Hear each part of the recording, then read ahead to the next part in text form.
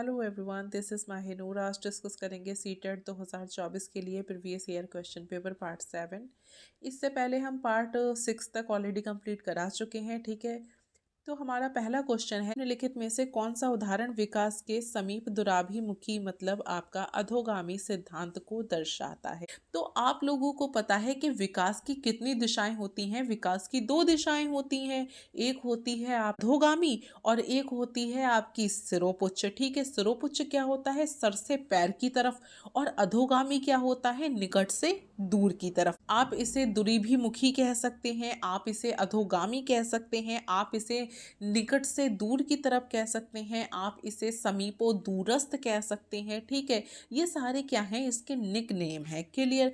तो इन सिद्धांतों को दर्शाता है, मतलब ये 4 ऑप्शन हैं। इन 4 ऑप्शन में एक ऑप्शन ऐसा है जो आपका किसको दर्शाता है, अधोगामी को दर्शाता है। ठीक है, पहले आप क्या करो ना, पहले आप अधोगामी को समझ लो। देखो, अधोगामी को ऐसे समझना है जैसे ये एक चाइल्ड है। ठीक है, ये क्या है, एक चाइल्ड।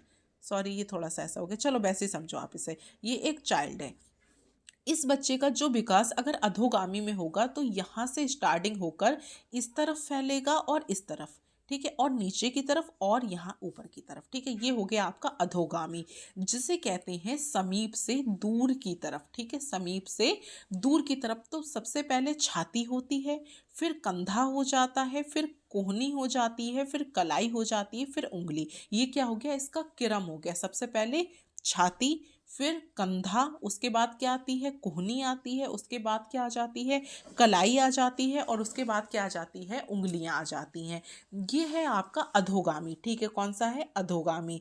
और ये दूसरा जो होता है वो होता है सिरोपुच्छ। वहां पर सर की तरफ से विकास चलना शुरू होता है और बच्चे के पैरों की तरफ आता है। ठीक है, तो हमें सर से पैर वाले से कोई मतलब नहीं है, हमें समीप से दूर की तरफ वाले से मतलब है। क्लियर हो गया यहाँ पर।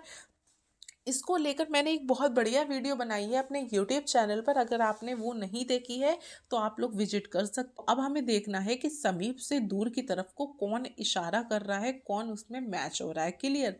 तो हमारा पहला कौन सा होता है, चलना सीखने से पहले दृश्य क्षमताओं का विकास हो जाता है। मतलब बच्चा जो है वो चलना बाद में सीखता है, मतलब चलना सीखने से पहले क्या करता है, वो उसकी जो दृश्य देखने की क्षमताएं उसका विकास होता है। ये बात आपकी अधोगामी की नहीं है, ये बात किसकी है, ये है आपकी सिरोपुच्छ की। ठीक है, क्योंकि विकास सबसे पहले कहाँ आता है, आंखों में आता है, दृश्य क्षमताओं का विकास होता है, उसके बाद बच्चा चलना सीखता है। ये कथन तो सही है, लेकिन ये कथन अधोगामी के लिए ना होकर ये कथन है आपका सिरोपुच्छ के लिए। ठीक है, तो इस लिहाज से ये आपका क्या हो गया, गलत हो। दूसरा कथन क्या है आपका, बाहों का प्रभावी उपयोग हाथों का उपयोग करने की क्षमता से पहले होता है। देखिए, बच्चे का कुछ हाथ जो है ना वो इस तरह से होता है। ये क्या होता है, 1 2 3 4, ये बच्चे का हो गया हाथ। ठीक है, अब जैसा भी बना है हाथ में, ये क्या है, बच्चे की बाहें हैं। ठीक है, क्या है, बाहें, मतलब उसकी भुजाएं हैं। क्लियर।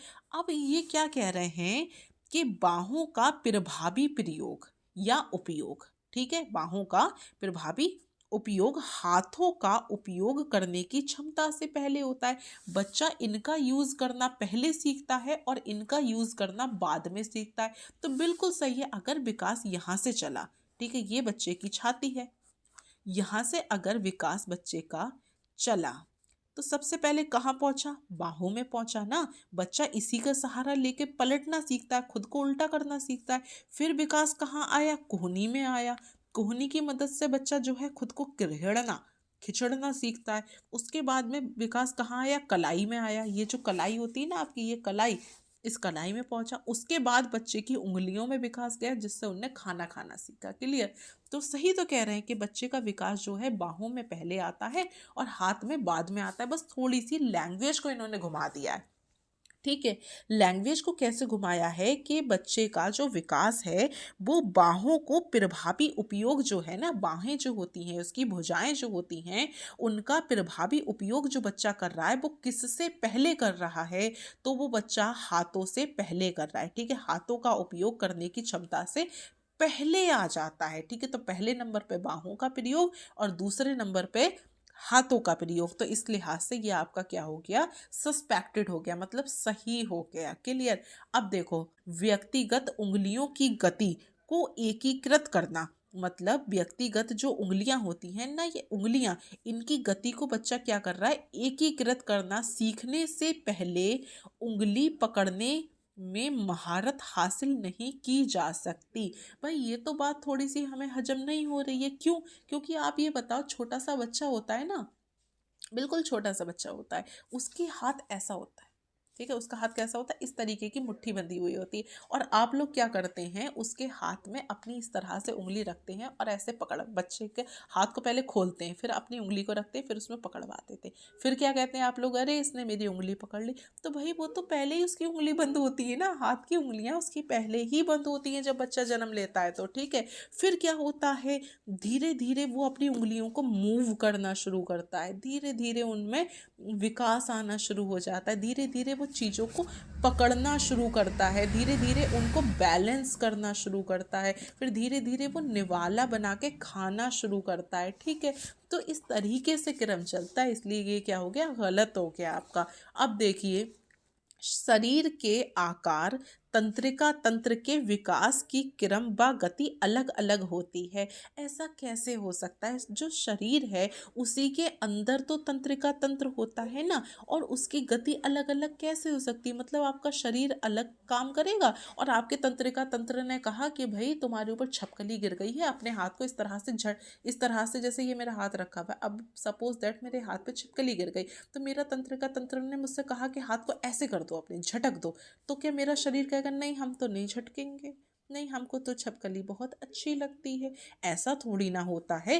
तंत्रिका तंत्र और शरीर जो है वो एक साथ कार्य करता है, लेकिन इस बात से हमें मतलब नहीं कि एक साथ काम करता है कि नहीं करता है, हमें इस बात से मतलब है क्या ये अधोगामी सिद्धांत के अंतर्गत आता है, नहीं आता ना, तो फिर गलत करो इसको, झंझट लेना ही क्यों है हमें। हमारा राइट आंसर बी हो गया, ठीक है, क्योंकि ये तीनों जो है वो मिसमैच हो रहे हैं। क्लियर? देखो अब नेक्स्ट क्वेश्चन आ जाता है, विकासात्मक परिवर्तन क्या होता है या फिर कैसे होते हैं, ठीक है। क्या ये एक क्रमबद्ध और क्रमिक तरीके से होते हैं? क्रमबद्ध का मतलब होता है सिस्टमैटिकल तरीके से, ठीक है, और क्रमिक का मतलब भी कुछ कुछ ऐसा ही होता है। तो क्या जो विकासात्मक परिवर्तन होते हैं वो क्रमबद्ध रूप से होते हैं? तो हम कह सकते हैं कि हाँ, ये बिल्कुल क्रमबद्ध रूप से होते हैं। कैसे? जैसे सबसे पहले बच्चे का जन्म होता है, ठीक है, न्यू बॉर्न बेबी जो होता है, तो वो क्या एकदम बोलना शुरू कर देता है? क्या उसकी भाषा का विकास एकदम हो जाता है? नहीं ना, ऐसा नहीं होता है। सबसे पहले जब बच्चे का जन्म होता है तो वो जब बर्थ से, मतलब अपने जन्म से ही रोना सीखता है, ठीक है, बच्चा रोना माँ के पेट से सीख के आता है। क्लियर? तो बच्चे का एक क्रम ये हो गया। फिर क्या होता है, वो धीरे धीरे लोगों को सुनना शुरू करता है, ठीक है, और फिर जैसे जैसे उसकी मुंह का विकास होता है, जैसे जैसे उसकी मुंह की मांसपेशियों का विकास होता है, में बैबलिंग करना शुरू करता है, फिर वो वन वर्ड बोलना शुरू करता है, फिर वो सेंटेंसेस को बोलना शुरू करता है, फिर इस तरह से धीरे धीरे उसकी सारी चीज़ों का क्या होता है, क्रमबद्ध तरीके से, क्रमिक तरीके से विकास होना स्टार्ट हो जाता है। देखो कोई भी विकास जो होता है वो क्रमबद्ध तरीके से होता है। जैसे अगर हम बच्चे के शारीरिक विकास की बात करें तो सबसे पहले वो घुटने चलना शुरू करता है, घुटने चलने से पहले वो किरहना शुरू करता है, फिर वो धीरे धीरे अपने पैरों पे खड़ा होना शुरू कर देता है, फिर वो भागना सीखता है, मतलब जिसे आप दौड़ना बोलते हैं, और उसके बाद क्या होता है, बच्चे को अपने पैरों पर पूरी तरह से नियंत्रण मिल जाता है और वो धीरे धीरे धीरे धीरे फिर चलना भी शुरू कर देता है। देखिए इसी से एक क्वेश्चन आता है कि बच्चा पहले दौड़ना सीखता है या फिर पहले चलना सीखता है, तो आपको इसका राइट आंसर करना है कि बच्चे पहले क्या करता है, दौड़ना सीखता है। अब आप मुझे बताएं कमेंट करके कि वो दौड़ना क्यों सीखता है पहले, ठीक है।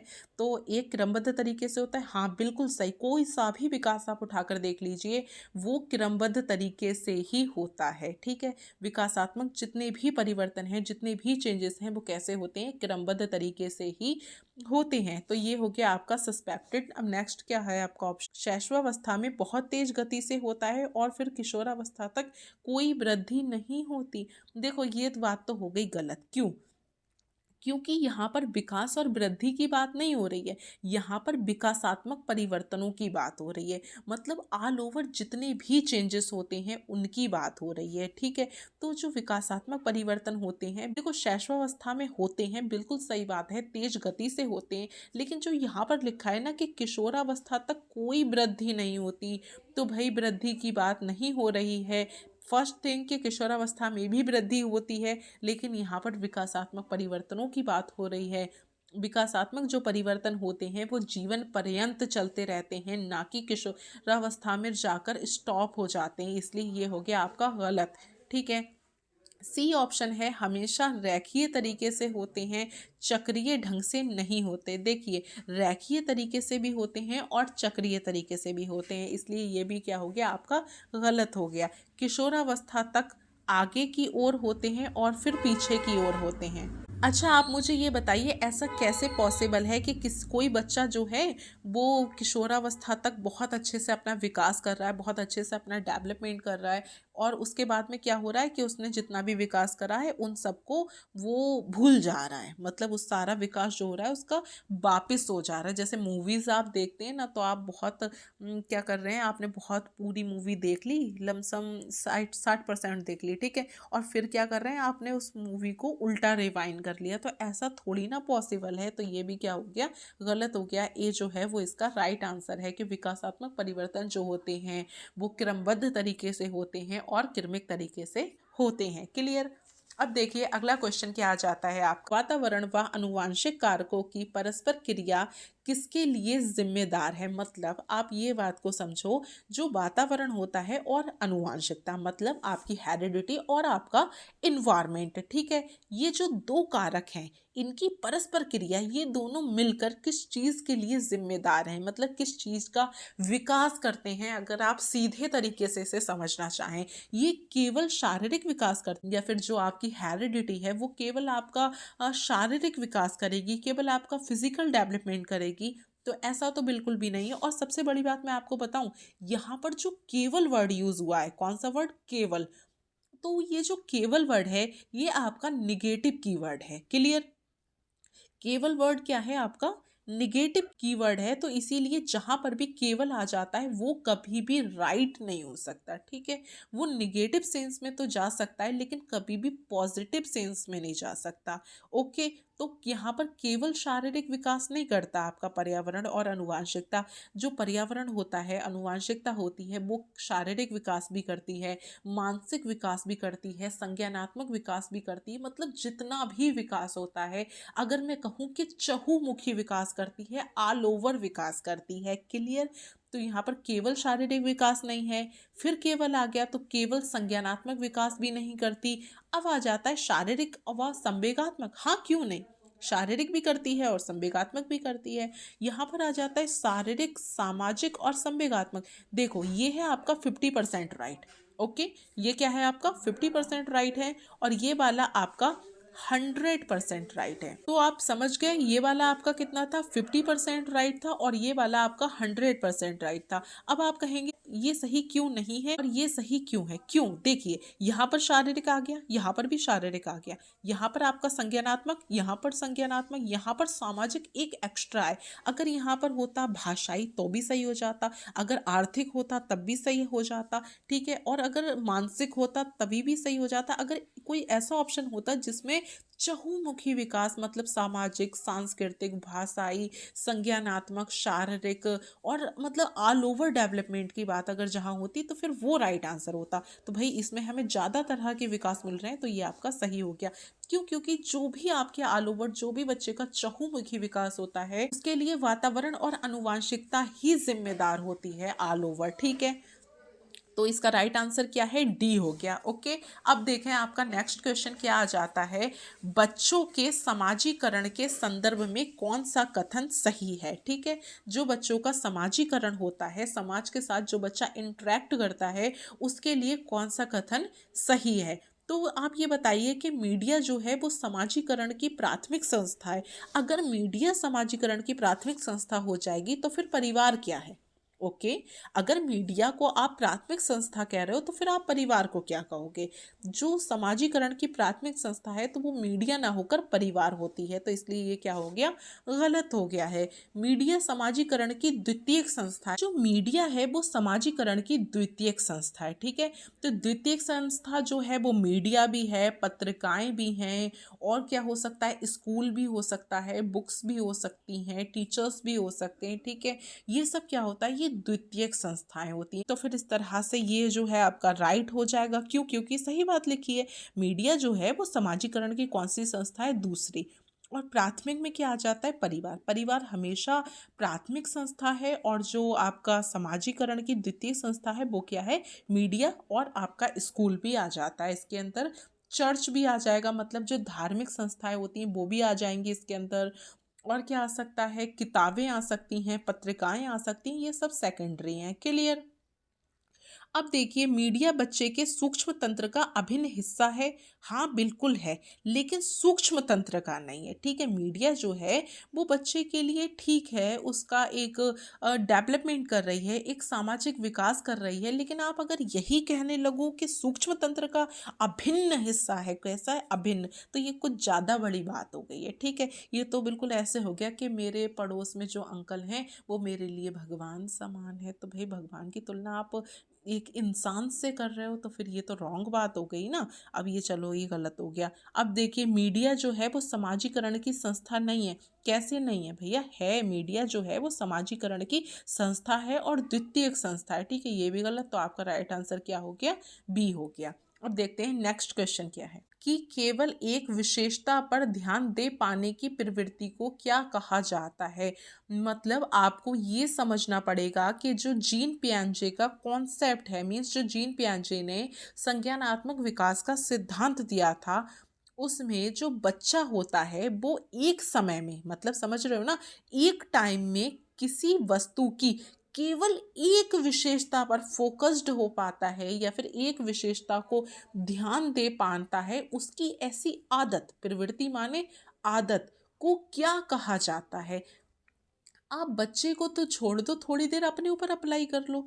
आपको किसी एक चीज़ पर आप जब फोकस्ड हो जाते हैं, या फिर किसी एक चीज़ के बारे में ही आप बहुत ध्यान से सीखने लगते हैं, समझने लगते हैं, तो आप खुद को कहते हैं ना कि मैं इस काम को फोकस्ड होकर करना चाह रहा हूँ, मैं इस काम पर ही केंद्रित रहना चाह रहा हूँ, मैं अपने आप को ज़्यादा इधर उधर बिजी नहीं करना चाह रहा। ठीक है, मैं क्या करना चाह रहा हूँ, इस चीज़ पर ही केंद्रित रहना चाह रहा हूँ। तो केंद्रित से बना है केंद्रीयता। ठीक है, केंद्रीयता या फिर केंद्रीकरण, ये हो गया इसका राइट आंसर। ये क्वेश्चन आपका वर्ड मीनिंग से बन गया। क्लियर। अब देखो, हम इसके तीन ऑप्शन और पढ़ लेते हैं। प्रतिवर्तिता। प्रतिवर्तिता क्या होती है, एक तरह से आप ये समझ लो, प्रतिवर्तिता को मैं अगर इजी वे में एक्सप्लेन करूँ है, जैसे कोई क्रिया हुई, आपने उसके बदले में कोई क्रिया कर दी। ठीक है, वही वाला सेंस इसका आ जाता है। नेक्स्ट आ गया आत्म केंद्रीयता। तो आत्म केंद्रीकरण जो है, आत्म केंद्रीकरण जीन पियाजे के अगर मैं कॉन्सेप्ट से इसको निकालूं, तो इसका सेंस ये जाता है कि बच्चे के अंदर आत्म केंद्रीकरण आ जाता है। मतलब बच्चा समझता है मैं जो हूँ वो मैं ही हूँ, और मेरे अलावा कुछ भी नहीं। मतलब सेंस आप ये समझो कि छोटा बच्चा जब बस में बैठ के जा रहा होता है तो उसको ऐसा लगता है कि सूरज उसके साथ चल रहा है।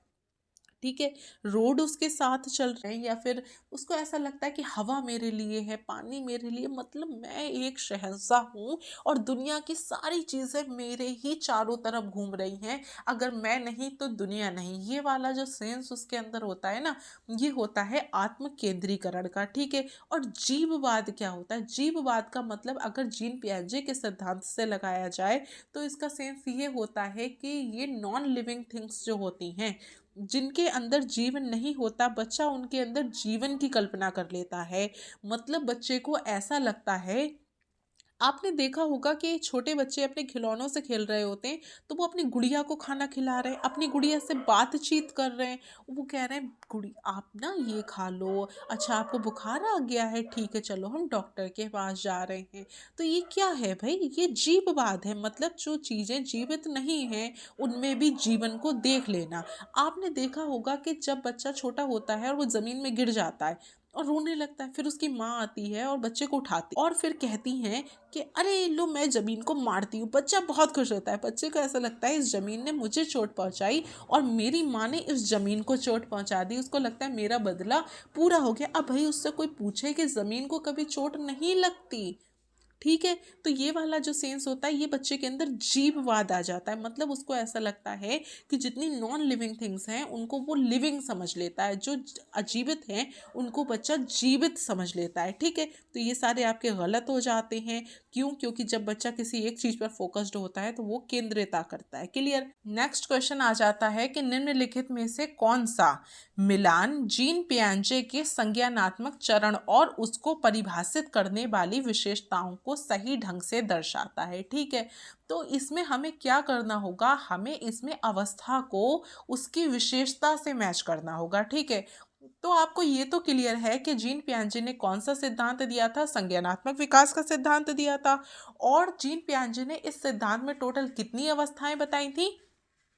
तो टोटल 4 अवस्थाएं बताई थी। कौन कौन सी? संवेदी पेशीय अवस्था, प्राक संक्रियात्मक अवस्था, ठोस संक्रियात्मक अवस्था, औपचारिक संक्रियात्मक अवस्था। ठीक है, तो अब थोड़ा सा इसको समझ लो। जो संवेदी पेशीय अवस्था थी वो कितनी थी? वो थी आपकी 1 से लेकर, या आप ये मान लो 0 से लेकर 2 वर्ष की। ठीक है, क्या 0 से 2 तक की। प्राक संक्रियात्मक 2 से 7। ठीक है, ठोस संक्रियात्मक 7 से 11। और जो आपका औपचारिक संक्रियात्मक थी वो कितनी थी? 11 से वयस्क अवस्था तक की। क्लियर? अब क्या है कि हमें करना है इसका सही मिलान। ठीक है, तो अब ये बताइए जीववाद जो होता है वो किस अवस्था में होता है? अगर मैं आपसे सिंपल सा क्वेश्चन करती हूँ कि जीववाद किस अवस्था में होता है, तो इसका आंसर करने से पहले आपको ये पता होना चाहिए कि जीववाद होता क्या है। ठीक है, जो बच्चे के अंदर जीववाद का विकार पाया जाता है वो आखिरकार क्या होता है? जो पूर्व संक्रियात्मक अवस्था होती है उसमें जीववाद होता है।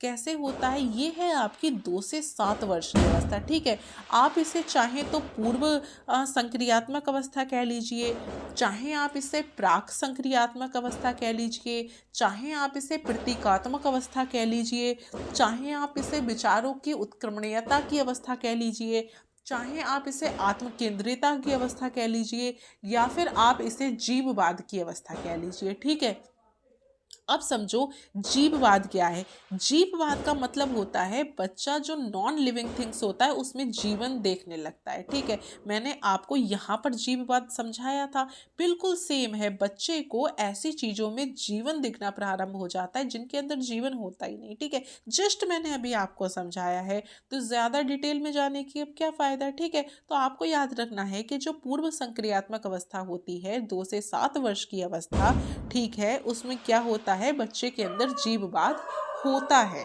क्लियर? अब देखो, तो ये फिर क्या हो गया? ये तो भाई मैच हो रहा है आपका। अब आ जाती है संवेदी चालक अवस्था। कौन सी आ जाती है? संवेदी चालक अवस्था। संवेदी चालक अवस्था जो होती है वो पहली अवस्था है। क्लियर?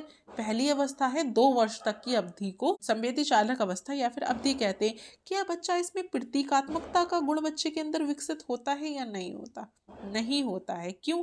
क्योंकि जो संवेदी चालक अवस्था होती है इसमें बच्चा क्या करता है कि संवेदी अनुभवों का जो शारीरिक क्रियाओं के साथ में समन्वय स्थापित करते हुए संसार का अन्वेषण करता है। मतलब आप ये समझो जो संवेदी अवस्था है इसमें बच्चा क्या कर रहा है? कुल मिलाकर संसार को समझने की कोशिश कर रहा है। कैसे?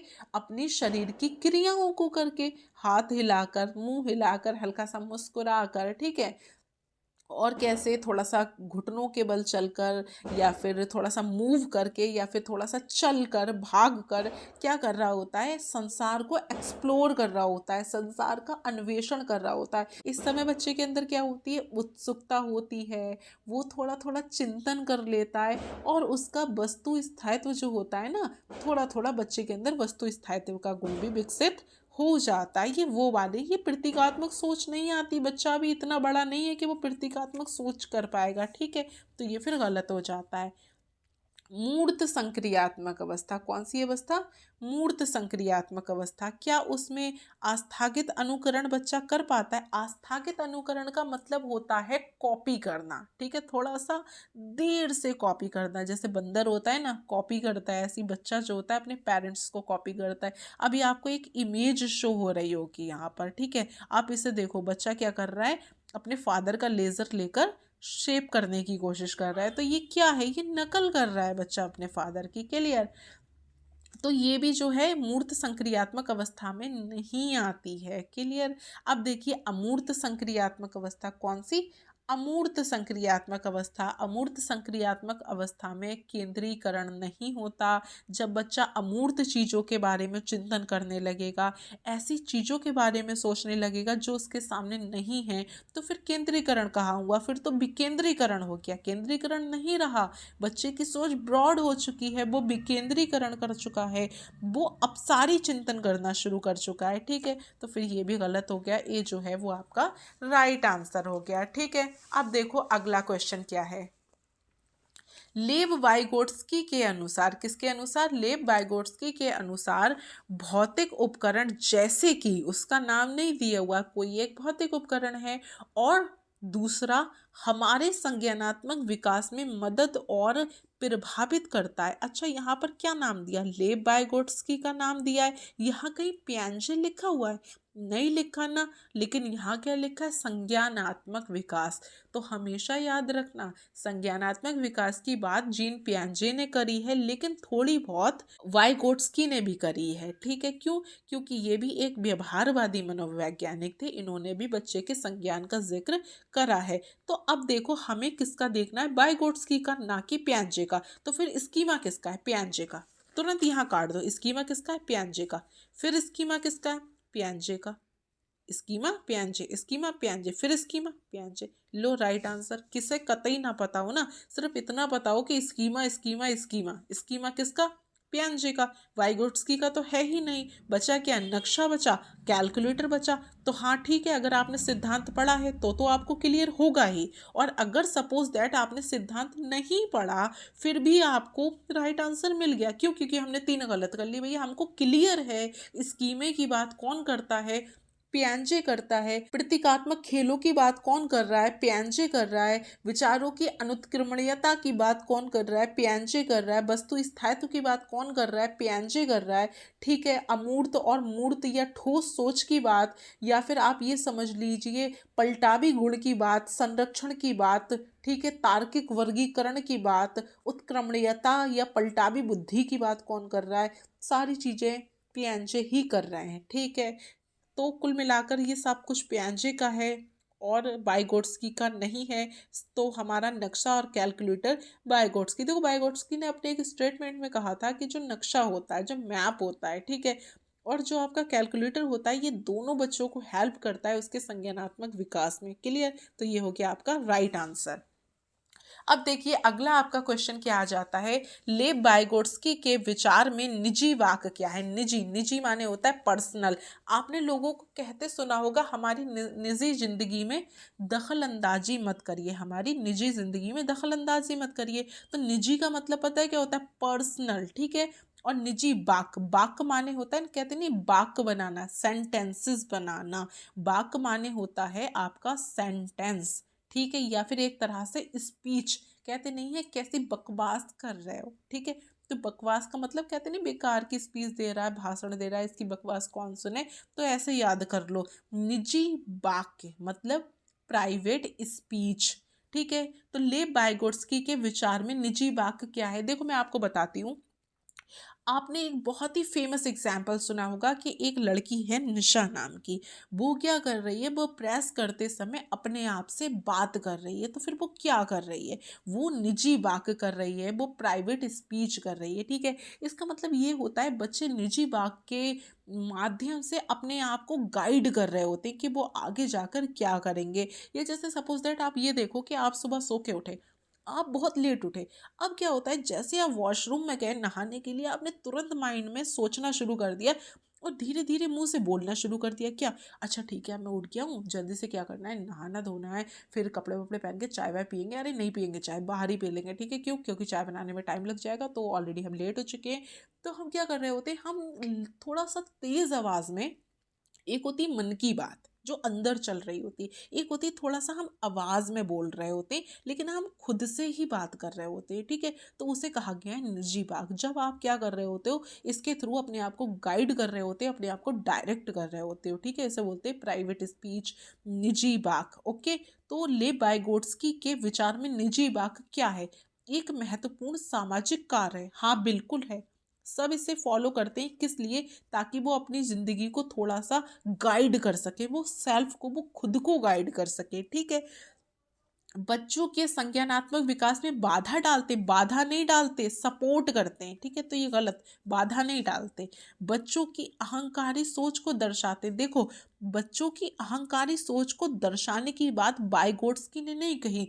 अगर यहाँ पर लिखा होता जीन पियाजे के अनुसार बच्चों के निजी बाग क्या हैं, तो ये राइट आंसर होता, क्योंकि जो जीन पियाजे हैं उन्होंने कहा था ये अहंकारी बच्चों को दर्शाता है, ये बच्चों के अहंकार को दर्शाता है, लेकिन यहाँ पर जीन पियाजे नहीं है लिखा हुआ, यहाँ पर बाइगोट्स्की लिखा हो। तो हमेशा याद रखना बाइगोट्स्की ने कहा था ये बच्चे के समाजीकरण में मदद करता है, जो निजी भाग होता है, लेकिन जीन पियाजे ने कहा था ये इनकी अहंकारी सोच को दर्शाता है। तो यहाँ पर जीन पियाजे का नाम नहीं है, तो ये राइट आंसर हो गया और ये गलत हो गया। कोई संज्ञानात्मक कार्य नहीं करता, ऐसे कैसे नहीं करता, अगर कोई क्रिया हुई तो उसका कोई ना कोई रिजल्ट भी होता है, ठीक है, तो ए जो है वो राइट आंसर। और अगर यहाँ वाइगोट्स्की की जगह पर जीन पियाजे होता तो फिर ये वाला सही हो जाता, ठीक है। अब देखो अगला क्वेश्चन क्या है आपका, निम्नलिखित में से कौन एक प्रगतिशील कक्षा की विशेषता है, तो हमें ढूंढना है कौन सी तीन नहीं है। विभिन्न प्रकार की सामग्रियों का उपयोग करना चाहिए, क्यों नहीं करना चाहिए, करना चाहिए भाई। गतिविधियों और कार्यों का प्रावधान हाँ होना चाहिए, गतिविधियां भी करानी, कार्य भी कराने। प्रत्यक्ष निर्देश का पालन, देखो निर्देश तो देना है, पालन करना ना करना बच्चे के ऊपर है। और प्रत्येक क्यों, सॉरी प्रत्यक्ष क्यों, अप्रत्यक्ष भी तो हो सकता है, ये गलत हो गया। रटने और प्रत्यय स्मरण करने पर जोर, रटाना नहीं है बच्चे को, ड्रिल नहीं कराना, ठीक है। प्रत्यय स्मरण, उनकी स्मृति में उसको बार बार बार बार रिवाइंड भी नहीं करवाना है, ठीक है। तो मतलब आपका पहला सही है और दूसरा सही है। देखो यहाँ पर ABCD नहीं लिखी, इसका मतलब हम दो चूज कर सकते हैं, ठीक है। अब देखो यहाँ पर आपका राइट क्या हो जाएगा, पहला और दूसरा जो है वो सही है, बाकी सारे आपके गलत हो जाएंगे। अब देखो नेक्स्ट क्वेश्चन क्या आ जाता है यहाँ पर आपका, निम्नलिखित में से कौन कोहल वर्ग के, ठीक है, किसकी बात हो रही, कोहल वर्ग की बात हो रही। निम्नलिखित में से कौन कोहल वर्ग के चरणों का उनके अंतर्निहित सिद्धांतों के साथ सही सुमेलित युग्म है। कहने का मतलब जो उनके सिद्धांत की स्टेजें हैं, तो एक तरफ उन्होंने स्टेजें दे दी हैं और दूसरी तरफ उस स्टेज की विशेषता बताइए, ठीक है। हमको क्या करना है, युग्म ढूंढना है कौन सा जो सही है, क्लियर। अब सबसे पहले हम एक एक करके इसको समझ लेते हैं। सार्वभौमिक नैतिक अभिविन्यास में क्या सजा से बचाव के बारे में कुछ कहा गया है। जो सार्वभौमिक वाला आ जाता है ना, वो फिर आपका थर्ड जो स्टेज दी है ना उत्तर रूढ़िगत नैतिकता के स्तर की जो दूसरी स्टेज है, ये उसमें आ जाता है, ठीक है। सार्वभौमिक किसमें आ जाता है, उत्तर रूढ़िगत नैतिकता के विकास की दो स्टेज हैं, एक सामाजिक अनुबंधन उन्मुक्तता आ जाती है और दूसरी सार्वनीतिपरक सिद्धांत उन्मुक्तता। तो ये जो सार्वभौमिक नीतिपरक सिद्धांत उन्मुक्तता है, ये उसकी बात हो रही है, ठीक है, मतलब स्टेज के अंदर की भी स्टेज की बात हो रही है, क्लियर। अब सजा से बचना, तो सजा से बचने की जो बात कही गई है वो किसमें कही गई है, दंड एवं आज्ञाकारिता उन्मुक्तता, लेकिन यहाँ पर तो नहीं लिखा दंड एवं आज्ञाकारिता उन्मुक्तता। अगर दंड एवं आज्ञाकारिता उन्मुक्तता नहीं भी होता तो यहाँ होना चाहिए था प्राक रूढ़िगत नैतिकता का स्तर, क्या, प्राक रूढ़िगत नैतिकता का स्तर, लेकिन यहाँ तो नहीं लिखा हुआ है, तो ये क्या हो गया आपका, गलत हो गया, ये सुमेलित नहीं है। अच्छा लड़का और अच्छी लड़की, समझ रहे हो ना, गुड गुड बॉय और नाइस गर्ल वाला कॉन्सेप्ट जो होता है ना आपका, तो अच्छा लड़का और अच्छी लड़की जो अभिविन्यास है वो आदर्श पारस्परिकता का सिद्धांत है, हाँ बिल्कुल सही है। और ये किस स्टेज के अंतर्गत आता है, ये आता है आपका रूढ़िगत नैतिकता का जो स्तर है ना, और उसकी भी दो स्टेज हैं, एक है नहीं, एक है अंतर्वैयक्तिक सौहार्द एवं अनुसारिता और दूसरी थी सत्ता एवं सामाजिक व्यवस्था अनुपालन। तो आपकी जो अंतर्वैयक्तिक सौहार्द एवं अनुसारिता थी ना, उसके अंदर ये कॉन्सेप्ट है अच्छा लड़का और अच्छी लड़की वाला, ठीक है। तो ये तो भैया सही हो गया, क्यों, क्योंकि एक आदर्श पारस्परिकता है, ठीक है।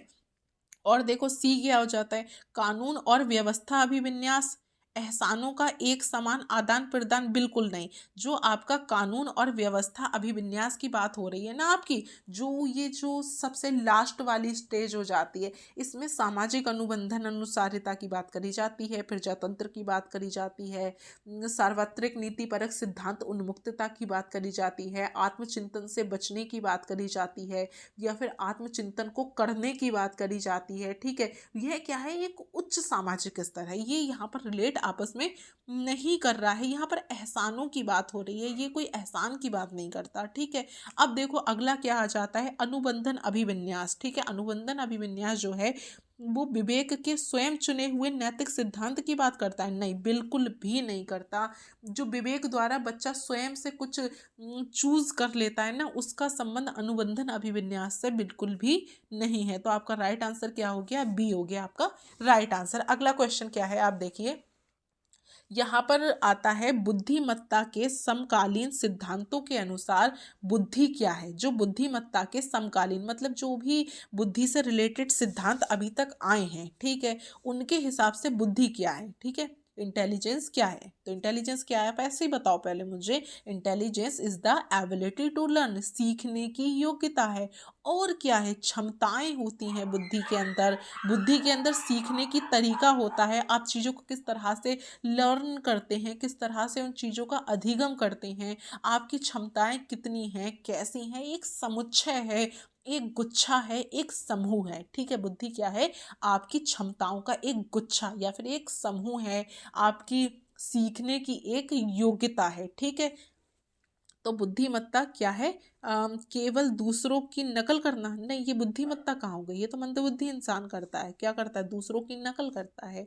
एक विशिष्ट एकांकी क्षमता, ये एकांकी नहीं है। बुद्धि कई प्रकार की होती, ना कि एक प्रकार की होती, ठीक है। तो हमेशा याद रखना ये एकांकी नहीं है, ये बहुआयामी है।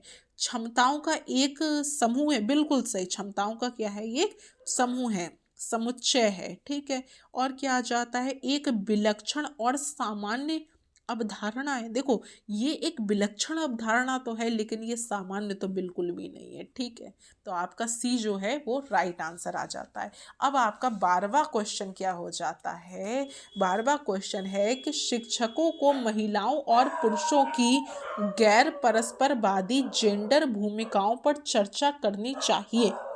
मतलब जो टीचर होते हैं, ठीक है, जो शिक्षक होते हैं, उनको जो महिलाएं हैं और जो पुरुष हैं उनकी क्या गैर परंपरावादी, मतलब उनकी जो गैर परंपरावादी जो जेंडर भूमिकाएं होती हैं, क्या उन पर चर्चाएं करनी चाहिए। जैसे कोई कहता है अरे हमारी परंपराओं में ये ड्रेस कोड नहीं है, हमारी परंपराओं में महिलाएं ये कार्य नहीं कर सकती या पुरुष घर का कार्य नहीं कर सकते। तो इस तरह की चीज़ों पर क्या चर्चा करनी चाहिए या नहीं करनी चाहिए, या फिर क्या, मतलब आप थोड़ा सा इसका सेंस देखिए, ओके। कई बार क्वेश्चन में कह देते हैं कि ऐसा, लेकिन ऑप्शंस ज़्यादा मैच नहीं होते, ठीक है। अब यहाँ पर लिखा है जेंडर भूमिकाओं में लचीलेपन पर चुनौती मिले। भाई चुनौती क्यों देना, सपोर्ट करेंगे ना हम, जितना हो सके उतना इसमें लचीलापन लेकर आओ, ठीक है। तो हमने क्या करना है, सपोर्ट करना है, ना कि चुनौती देनी है। तो ये मिसमैच हो गया, इसलिए गलत हो गया, ठीक है। जेंडर रूढ़िवादिता को चुनौती मिले, जेंडर की जो रूढ़िवादिता, देखो साइकोलॉजी समझो, साइकोलॉजी भी नहीं, यहाँ पर डार्क साइकोलॉजी खेली गई है आपके साथ में। क्या कहा गया, यहाँ पर जेंडर भूमिकाओं के लचीलेपन को चुनौती मिले। जब यहाँ चुनौती वर्ड आया तो इन्होंने इसे कट कर दिया, लेकिन जब यहाँ पर चुनौती वर्ड आया तो इन्हें सही मान लिया। क्यों, क्योंकि यहाँ पर चुनौती लचीलेपन को दी जा रही है और यहाँ चुनौती रूढ़िवादिता को दी जा रही है। भाई लचीलेपन को तो सपोर्ट करना है ना, और रूढ़िवादिता को चुनौती देनी है। तो भाई ये तो चुनौती तो हम बिल्कुल देंगे रूढ़िवादिता को, लेकिन साथ के साथ लचीलेपन को चुनौती नहीं देंगे। तो ये हो गया गलत और ये हो गया सही। जेंडर पक्षपात को बढ़ावा देंगे, भाई जेंडर के साथ में आप पक्षपात कर रहे हो, आप लड़का लड़की में भेद कर रहे हो, तो फिर हम इसे बढ़ावा क्यों देंगे, हम इसे रोक देंगे यहीं पर, और इसीलिए ये भी गलत हो गया। जेंडर भेदभाव को बढ़ावा देंगे, यहाँ पर भी देखो बढ़ावा देने की बात करी जा रही, पक्षपात कह लो, भेदभाव कह लो, रूढ़िवादिता कह लो, भाई सब तो समानार्थी चल रहे हैं ना जेंडर के सेंस में। तो ये भी गलत हो गया, राइट आंसर आपका बी आ जाता है, ठीक है। अब देखिए अगला क्वेश्चन क्या आ जाता है, ये हो गया आपका कथन और कारण वाला क्वेश्चन, ठीक है। यहाँ लिखा है शिक्षिका को बच्चों को व्यक्तिगत रूप से काम करने के लिए प्रोत्साहित करना चाहिए। अभी तक तो बहुत अच्छे से बात कर रहे हैं ये, ठीक है, आगे देखते हैं क्या गुल खिलाएंगे। सहयोग करने से हतोत्साहित करना चाहिए। देखो सी टेट की आप साइकोलॉजी समझो, इन्होंने पहले क्या कहा कि प्रोत्साहित करो, और लास्ट में एक छोटा सा वर्ड छोड़ दिया कि हतोत्साहित करो। भाई जब एक भी गलती अगर किसी चीज़ में मिल जाएगी तो वो पूरा ही गलत हो जाता है, ठीक है। तो ये हो गया गलत। अब लिखा है विविध शिक्षार्थियों वाली कक्षा में सहयोग एक अत्यधिक अप्रभावी रणनीति है। अगर इस छुट्टू से आ पर ध्यान नहीं दिया आपने तो ये पूरा क्वेश्चन गलत हो जाएगा। अगर यहाँ होता प्रभावी रणनीति है तो हम इसे सही कर देते, लेकिन यहाँ क्या लिखा है अप्रभावी नीति है, तो हम इसे तुरंत काट देंगे। अब इसका सही आंसर क्या बना, ए और आर दोनों गलत हैं, ए और आर दोनों गलत हैं। क्लियर। अब देखते हैं इसका राइट आंसर क्या आ जाता है, डी। डी में क्या कहा गया है, देखो डी में कहा गया है ए और आर दोनों गलत हैं। क्लियर। बहुत इजी क्वेश्चन। अब देखिए आपका नेक्स्ट क्वेश्चन क्या कहता है कि मूल्यांकन के बारे में निम्नलिखित में से कौन सा कथन सही नहीं है। देखो नहीं पर जरूर गौर कर लेना, ठीक है, कौन सा सही नहीं है। क्या आप सीखने के लिए मूल्यांकन सीखने सिखाने की प्रक्रिया के पहले, दौरान और बाद में होना चाहिए। देखो जब नहीं लिखा है तो हम पहले तीन वो ढूंढ लेते हैं जो होने चाहिए, तीन वो ढूंढ लेते हैं जो होने चाहिए। हाँ होना चाहिए। आप बच्चे का जो मूल्यांकन कर रहे हो तो सीखते समय भी करो, सिखाते समय भी करो, और पहले भी करो, बाद में भी करो, और उसके दौरान मतलब बच्चा जब सीख रहा है तब भी करो। ठीक है, तो ये तो हो गया आपका सही। ये अभी मैंने राइट आंसर नहीं करा है, ये नहीं कहा है ना, तो पहले हम हाँ वाले ढूंढ ले रहे हैं। क्लियर। अब देखिए आपका अगला क्या हो जाता है, सीखने के लिए मूल्यांकन रचनात्मक मूल्यांकन पर केंद्रित होना चाहिए। मतलब जो बच्चा सीखने के लिए मूल्यांकन कर रहा है वो रचनात्मक मतलब क्रिएटिविटी वाले मूल्यांकन पर केंद्रित होना चाहिए, बिल्कुल होना चाहिए। क्यों?